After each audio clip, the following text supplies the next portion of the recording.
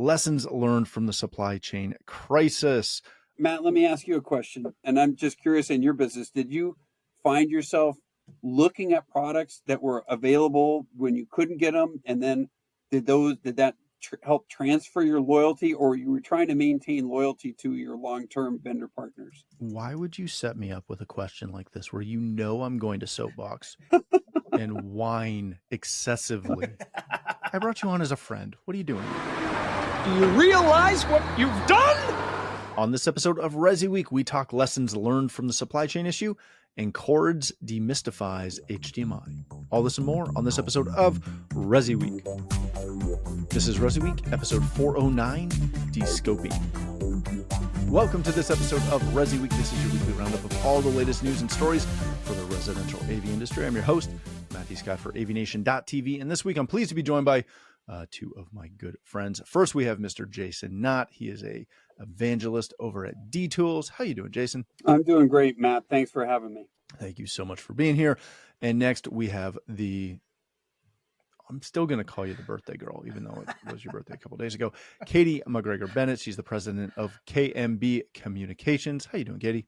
I'm doing great, because it's still my birthday, apparently. Well, it's not still your birthday, but... See, I misunderstood. It's close enough.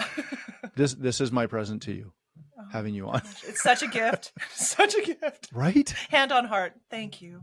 I'm going to kick this off with a story that comes to us from Residential Systems and a good friend of the show, Anthony Savona. Lessons learned from the supply chain crisis. Tony went and interviewed some people from Crestron, as well as some of their dealers, including Mr. Hinsey from Crestron, talking about the lessons that they've learned coming out of the supply chain crisis, specifically how it affected Crestron and what they learned coming out of that, as well as a couple of their dealers, and the same question, how it, what they learned from it, and how that changed kind of their business approach. It's a really good article. They cover a lot of things, specifically the way in which Crestron, in this example, was really good at trying to communicate with their dealers what was going on and what the situation looked like for them in supplying product, etc. Jason, what coming out of COVID, coming out of supply chain, almost everything is kind of back to normal now, with a few outliers where some things are still backward a little bit. What lessons were the key lessons that our industry had an opportunity to learn coming out of this? I agree. This is a great article. There's a lot of really good takeaways in this. And it was fascinating to read specifically from the dealer perspective how the supply chain crisis affected their bottom lines, because it forced them, in the article, they talked to several integrators who had to start carrying inventory, and they were always just-in-time buyers before. And I think one of the guys said that his accounting sheet was ugly, quote unquote, because of having to carry inventory. And this is, I think, still, even though we're back to normal, I think we're still seeing the after effects of this. If everybody saw the quarterly report from Snap One, where they used the term, which I had never heard before, descoping, if everybody heard that, or that they believed that what's happening is that integrators are still filtering through their inventories that they had garnered and built up upon during the COVID situation, which is one of the reasons that they put out there as to why their sales were down. I thought it was also interesting, a couple of good takeaways from the integrators who said that they focused on mission critical, making sure they had mission critical devices. So they weren't out buying TVs and inventorying those, but they were doing routers and network switches and Wi-Fi access points and racks and cabling and wire, things that was necessary to have as their inventory. And then if I could just throw out kind of the obligatory self-promotion, what I'm doing at D-Tools now with the data management, the data analysis, is really kind of part and parcel of what we're talking about here, because the manufacturers need to forecast accurately. And as you know, part of what I'm pulling together is the ability to analyze subcategories as well as core categories on behalf of manufacturers, as they can see forecast of what, get really strong forecasts of what is out there in proposals well ahead of what's been sold. Because as you know, many times dealer will get a sold contract, but he's not going to buy the product for another 2 or 3 months, possibly, or even longer. And the manufacturer doesn't know that it's coming until they get the order.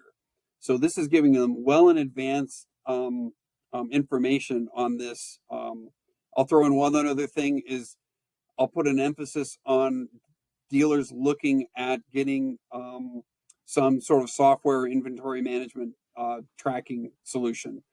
D-Tools right now integrates with Tracknicity and Trixio. So there's others out there, I'm sure that are quality, but dealers should be looking at managing their inventory accurately. Yeah, that's a really good response. Katye, if integrators have taken the time to, again, kind of look back and learn some lessons, how do they then go ahead and implement those and apply those to their business now that, you know, again, we went through all of that where it was incredibly stressful. And to be honest, we're kind of back into a stressful time a little bit again. How do you go about applying some of these principles, kind of like what Jason was talking about, in discovering that, yeah, you do need inventory management. Even if it's not a lot of inventory, you do kind of need to know how to manage that properly. How do we apply these? Yeah, absolutely. And you know, it's interesting when you frame it that way. Little known fact, I started in this industry as a buyer. So inventory management was how I got to know what was going on in the industry, where growth was occurring, where growth was not occurring, where margins were up or margins were down, and at a microscopic level compared to the type of data that we have available to us now. But I'm sort of naturally wired to look at things that way, even though I play with words for a living, not numbers. So, you know, maintaining and managing inventory is a fascinating exercise. And I guess what I'm trying to say is it doesn't require a lot of skill. It just requires getting in, rolling up sleeves, and really looking at what the numbers are telling you. And then also looking at how is your business then also playing out. And when we look at inventory management, we need to not only be looking at the business that we have today and not relying on distribution. I'm going to stop there and say and apologize. I don't mean I'm not to say anti-distribution, but when we rely on distribution as a source, our key source of our inventory acquisition, you're relying on what's available there that day, not what's right for the project that you have specified already, that you've won the business on and that you are on now. You're on tap to deliver beyond expectation.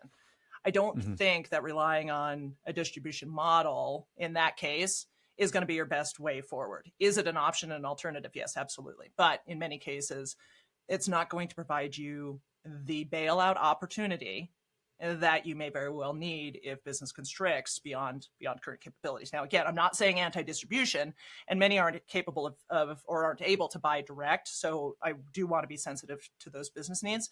But to Jason's point, when manufacturers don't have direct insight into what they need to have available for integrators to purchase, they can't properly forecast, which means nobody's going to have the inventory. If you're waiting for distribution to have your inventory, you're probably towards the end of the food chain, the end of the line there, and you may not be able to, again, complete the project to that spec. To me, that gets very, very dangerous when you're looking at custom install and the niche that we fill.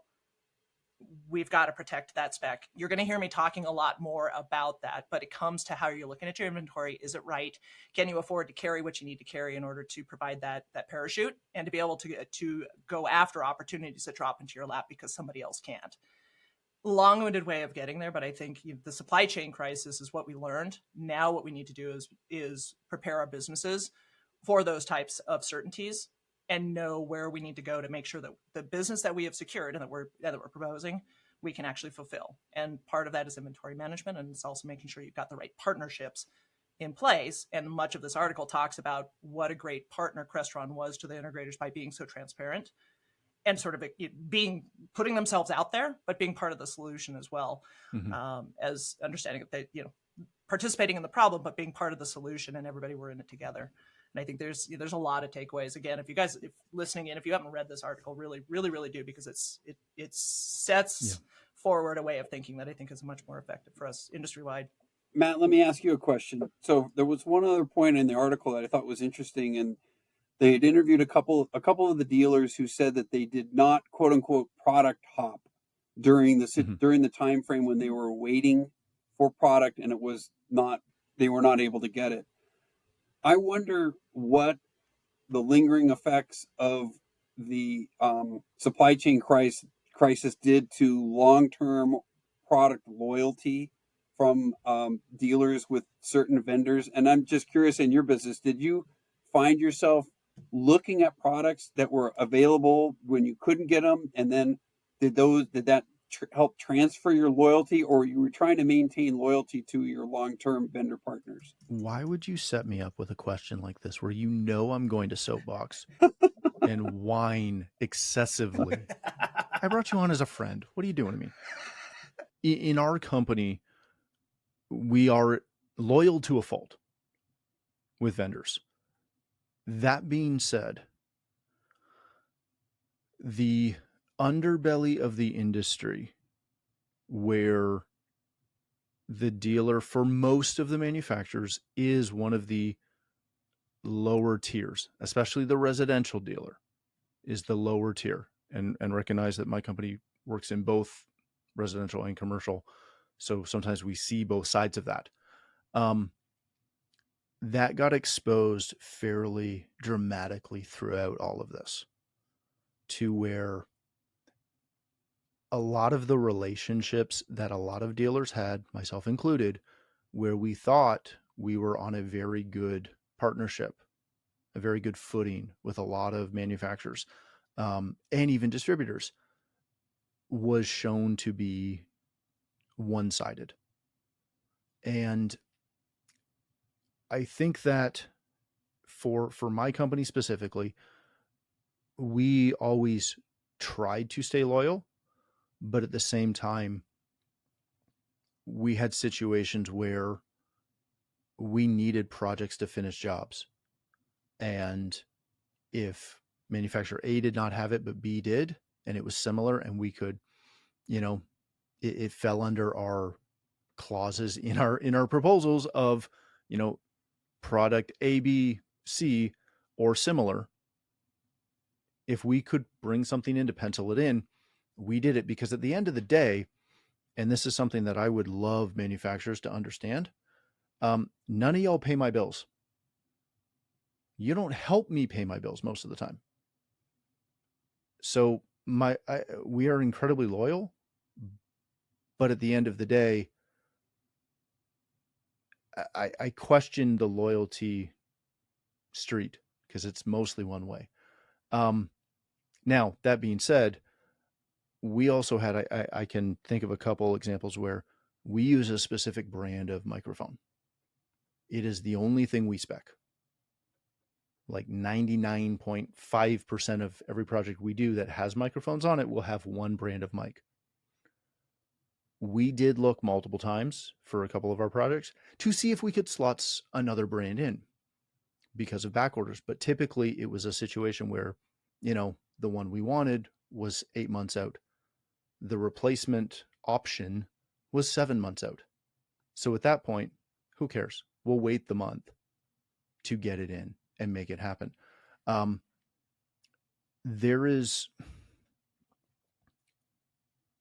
It can be very hard to be loyal when you realize that the manufacturer doesn't really care about your loyalty, because they'll just pick up another dealer.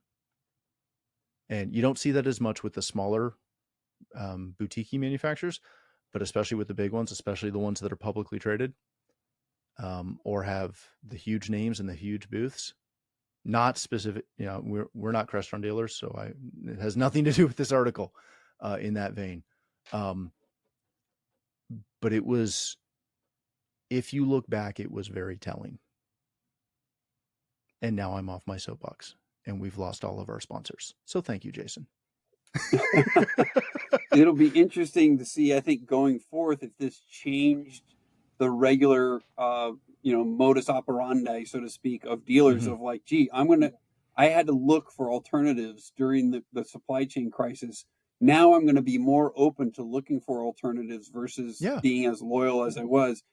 And at the same time, to Katie's point of, Crestron kind of laying themselves, opening the kimono here and talking, that maybe that was refreshing to the point where dealers were like, look, I'm glad Oh that yeah. there was somebody who was out there being really honest with me. And I'm going to stick with those guys, even though I was having trouble getting product from them. We had, and I think that was part of where some of my diatribe came from, is we had manufacturers that were blatantly lying to us about product availability. Blatantly. And because, and I've always been in a bit of a interesting situation because I have my local rep or my distributor, whoever I work with locally. And again, I'm in Canada, so my situation is a little bit different than most. So I might have a local rep who tells me one thing, but I also might be friends with somebody who either works at said company or is a district manager for said company or whatever, um, or is a VP for said company, right? And I've been able to take what I'm hearing from my rep or from my local person and then be like, man, that sounds like I'm shocked it's that bad. And I can put in a call to somebody and go, is it this bad? And be told, no, it's not that bad. Or worse, it's significantly worse. You're going to be waiting significantly longer. We won't have those for however long. And, again, I recognize that because of the platform that I've had for the last couple of years, I'm in a different situation than a lot of dealers because I have access to information that they may not. But those are the things that really make you question those business decisions. And are you loyal because you're loyal? Is it a one-way relationship? Right. And I think a lot of dealers were opening up to that. This either And reaffirmed your trust in the company, or it made you very skeptical and of your vendor partner. It was one way or the other. I think this is going to be the longer lasting effect of this situation. yeah, it had an opportunity to be very divisive. Like everything else these days. Just from a communications perspective, which is my current expertise, I think the it's not what you do, it's how you do what you do that makes all the difference in the world. And so, I think that the takeaway from a comms perspective for everybody to learn from here is clarity in communication and consistency of communication really, really, really becomes key. And especially in times of dire stress, such as what we just went through and what we may very well be facing again, that clarity and consistency of communications, and whether you do that internally or externally, really makes all the difference. Trying to hide from the situation or being, air quotes, so busy that you're too busy to be clear, bad plan. And I think just from an industry perspective, it also puts all of us at great risk, because as an industry, we sort of get lumped into that, we don't call back, we don't communicate, we're too confusing. In those times of dire stress, we can rise above that and create a much more positive outcome for all involved. And I think that, I just wanted to kind of throw that in, that clarity and consistency of communications is really key in everything we do. Yeah, that's a great point. All right, let's change topics for a second. This comes to us from Residential Tech today. Cords further demystifies HDMI cables.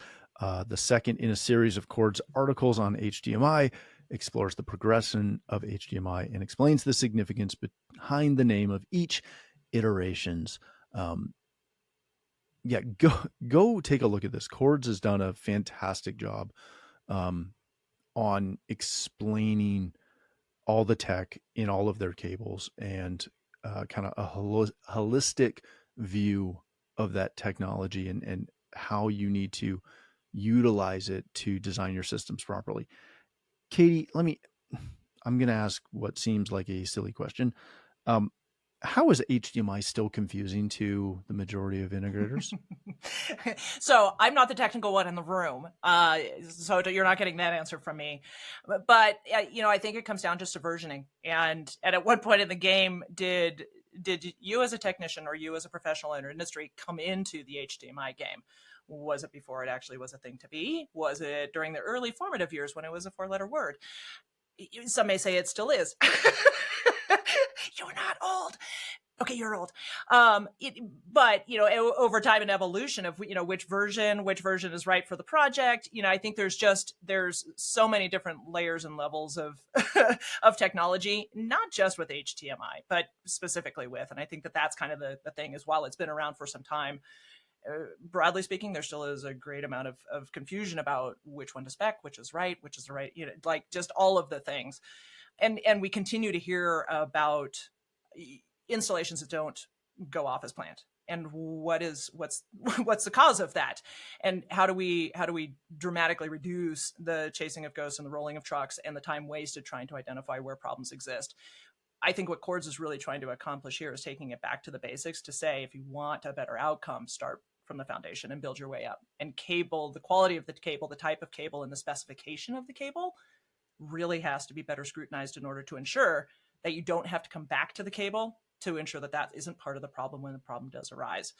And making sure that as integrators are growing up in the industry or coming into it from the outside, do you have what you need to know in order to spec the right thing from the start? And again, it's kind of that by helping the industry, one step at a time, we're really helping ensure that that we're going to be around, and that our differentiated offering really is recognized as being a value add.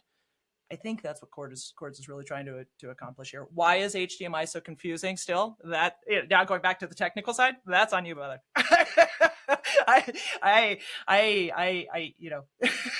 That's on you. If only there was a governing body that could control these things. If only. What a wonderful world it would be. Jason, are you gonna sing? No, I'm not today. How often are we over-speccing systems versus under-speccing systems when it comes to things like HDMI capabilities or, for example, network capabilities? Is it a problem of not understanding the specifications and the requirements, or is it a problem of systems being, I don't want to say overly complicated, but some things not living up to the name that's printed on the label of the box that they come in? Yeah, I mean, I think it all comes down to proper application and proper compatibility. And you're right. I'm sure that there are many cases where they're over-speccing, and I'm sure there are many cases where they realize that the HDMI cable was the weak link in the design, and the whole system didn't work because they put in a cable that wasn't able to handle 4K at 60 hertz or whatever it might have been. Mm-hmm. So I still go back to when at CE Pro when HDMI licensing group was first launching, and they were first launching the first specification. It was the largest webinar audience we ever got, which was almost 3,000 people. To about what is this, what is this cable and what is it going to mean for my installation? So your question to Katye as to why there's still so many questions out there, from the very beginning, there's been questions. Yeah. That was 10 times the audience we normally would get. And just because everybody didn't know what to do. And I think, again, HDMI licensing group, that it's a good step in the right direction that they launched these verification labels that they put out there for premium high speed and ultra high speed. Hopefully dealers are looking at that and realizing what the speed rating is on these cables and picking the right applications. But I can't tell you a percentage as to whether how often it's being over-specced or under-specced, but it's a good question. All right, let's wrap it up there. Thank you both so much for joining us. Jason, if people want to connect with you, learn more about D-Tools, where can they do that? They can go to D-Tools, d-tools.com website, and they can email me at jasonkay@d-tools.com, and they can follow me on Twitter at JasonWKnott. Excellent. Thank you, sir. Katie, if people want to connect with you, wish you happy birthday, a belated happy birthday, learn more about KMB Communications, where can they do that? Oh, that's awesome. KMBcom.com, KMBCOMM.com for all things business related. You can find me personally on the sphere at Katye McGregor-Bennett. It's Katye. That's how you know you found me, the right one. Excellent. All right. Thank you again for joining us. If you'd like to connect with me, you can find me on Twitter or X at Matt D. Scott and most other social platforms. But more importantly, please visit AVNation.tv, where you'll find this show as well as a wide variety of other shows with all the verticals that we cover. When you visit the website, please take a moment to check out our supporters. We are extremely thankful for their support and ask that you check them out as well. Thanks again for watching. That's all the time we have for this episode of ResiWeek, the network for the AV industry. What are you listening to? This is AV. This is AVNation. This is AVNation.